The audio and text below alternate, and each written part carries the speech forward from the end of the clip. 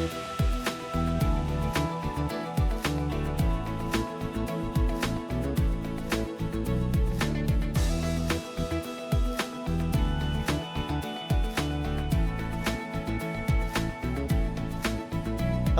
welcome back for another segment of Beyond the Politics Queen's Park Edition. We've been invited by our good friend and MPP for the Bay of Quinte and Minister of Energy Todd Smith here to the provincial capital, where we're talking to some of the people who make it happen every day, making your lives better and easier here in the province of Ontario. And I'm joining right here by one of what I consider to be the top three in the province, healthcare, education, and the Premier himself, Education Minister Stephen Lecce.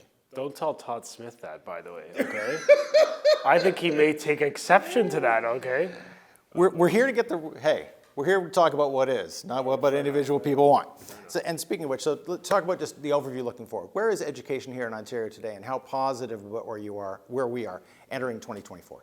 So the first principle is we got to keep kids in school. So we're the heels of this interview is after another deal we signed with EDFO, the Elementary Teachers Federation, very positive, 950,000 kids alone in that deal. So 60% of kids now have stability. My objective is to get us to 100%. Every child deserves that continuity of learning, and I think we all recognize, I think parents see it themselves when their kids are in school with their friends, in front of their teachers, with the clubs and sports and academic focus, their academic success improves. And EQAO data showed that a stable year produced increased improvement, enhanced improvement in those areas, those fundamentals. So I'm very elated by that. The second principle is we got to go back to basics in Ontario classrooms, and our government has really leaned into the fact that we've got to make sure young people master the fundamental skills, reading, writing, math, and STEM disciplines. And the third principle really deals with ensuring that we have a meritocracy when it comes to the teachers we hire. We have abolished seniority-based hiring because I think for Todd and I and many others, qualification it must triumph over seniority, that the person's excellence and capacity to teach is a more important indicator of their ability to get a promotion and lead in our schools than their seniority and tenure in a union. So it's about really restoring common sense to Ontario, and I think it's been a full-time job. It's been a wonderful experience, but I think the changes are necessary as we try to give young people competitive advantage. They learn skills they can actually use in the economy so that, yes, they could own a home, they could sort of achieve the Canadian dream that my immigrant parents came here seeking. When you talk about back to basics, how fundamental an issue is that, and how much does that underpin the rest of it? Because now we're talking about not only what we teach, but the way we teach it and the goals for that at a very young age. Yeah, I think the back to basics is actually almost existential for the country. Like if young people are graduating without literacy capability for their grades or without basic arithmetic, if they don't have any financial literacy, they don't understand any personal budgeting concepts, then I believe, these young people are really set up not to succeed. And for many young kids, if you spoke to the generation prior, they'd say that was me, where I learned a significant amount of theory and I kept asking the question, why do I need to learn this? But there wasn't practical, hands-on, useful knowledge embedded in the curriculum. So I've taken a very different approach. I've reformed the entire curriculum, literally every subject matter at this point. We're on a roll. And really the lens is connecting what we teach kids with life skills and job skills.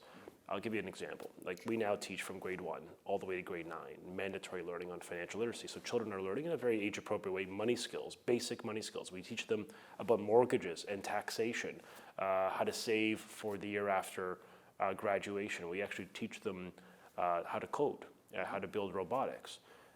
We now teach them cursive writing again in Ontario in our language curriculum, and we teach them critical thinking skills. So young people, and our teachers particularly, are helping these kids appreciate and to think critically, as we say, to teach them how to think, not what to think.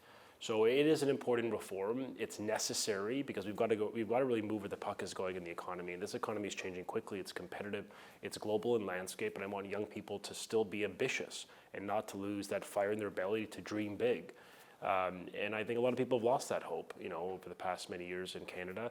And part of the mission of the curriculum is giving them confidence that they're learning skills they could use and monetize in the economy, and life skills that I think is really critical too. So it's important reform, it's necessary, and it's a long overdue because the former Liberals, with respect, the math curriculum was 13 years old, the science curriculum was 12 years old. We didn't teach kids anything about AI or coding. And financial literacy, and I think that's a constructive criticism of the past that we've now fixed now.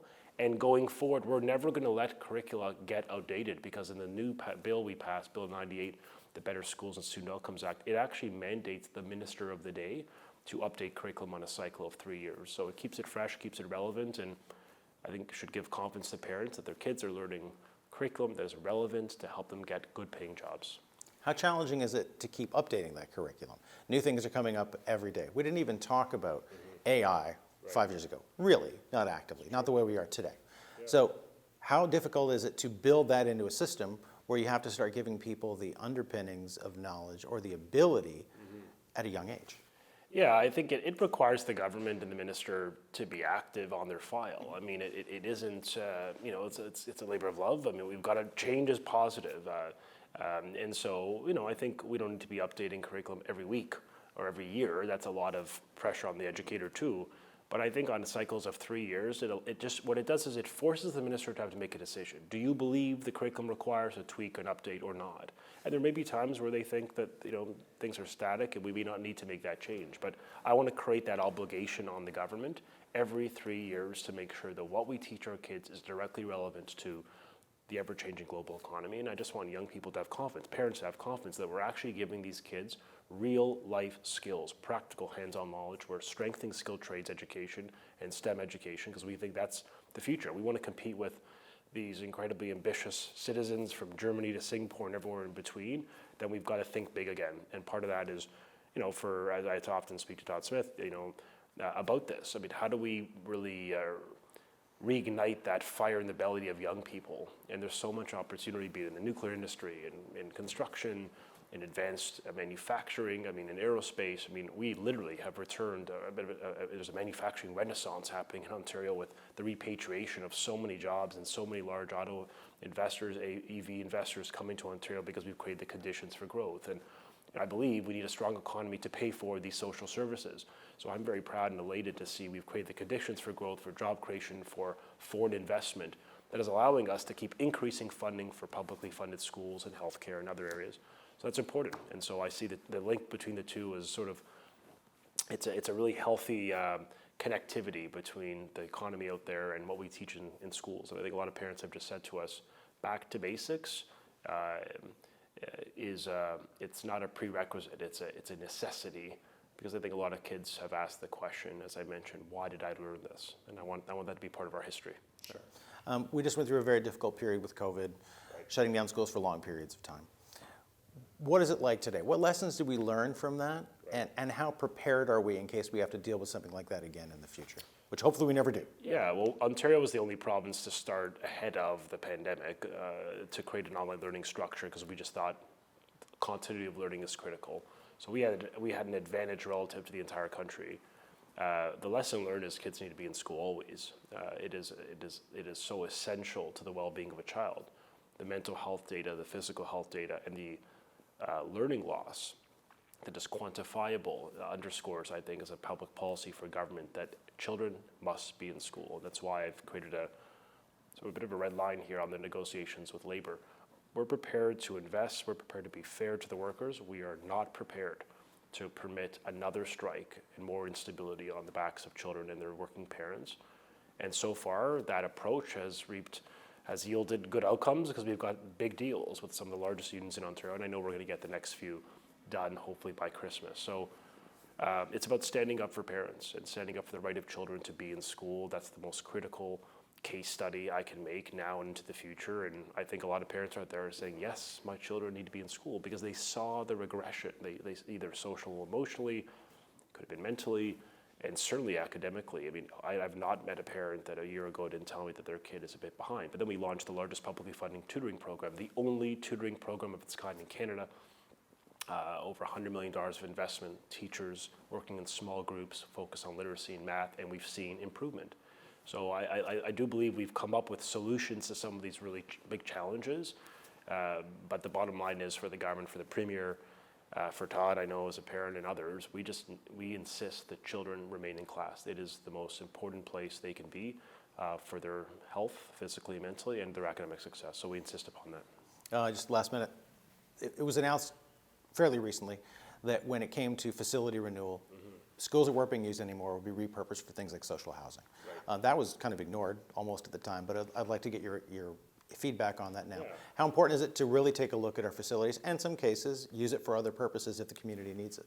Yeah, I mean, so the first principle in the Better Schools and Student Outcomes Act is if there are government taxpayer-funded assets, schools, they're not being used for educational purposes, and they're sitting either empty or being rented out to for some commercial purpose. And then there's a school board, the same community, but a coterminous board, the other board, that has a long-standing need for a school. I believe that investments in schools should be made available for learning. And so the first right of refusal will always be the school board. But yes, after the school board, if they don't put their hand up saying, yes, I want that parcel of land, or I need that empty school, then it will go to what's called the provincial priorities list, which includes long-term care and social housing. The reason why, this may be a counterintuitive, why does the Minister of Education care about that? Because we have billions of dollars, in Toronto, $20 billion alone of assets that are not being used.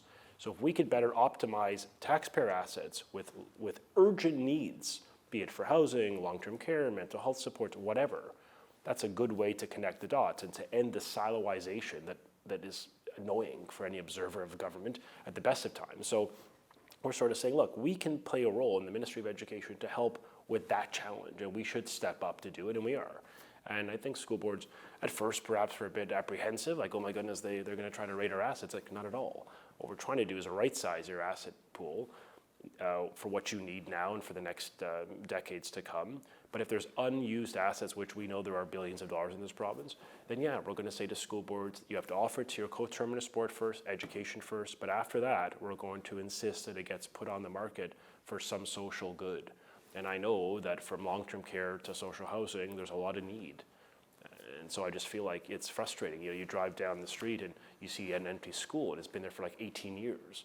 There's got to be a better public good for that asset that has already been paid for by the taxpayer. So it's about connecting the dots, synergizing between ministries, and helping a broader public imperative, which is building homes for people most in need. And I think that's really important. And look, my parents are immigrants. They came here I'm a son of immigrants, and they came here seeking something better than what they left, and aspiring for a country of democracy, freedom, civility, yes, but also economic opportunity.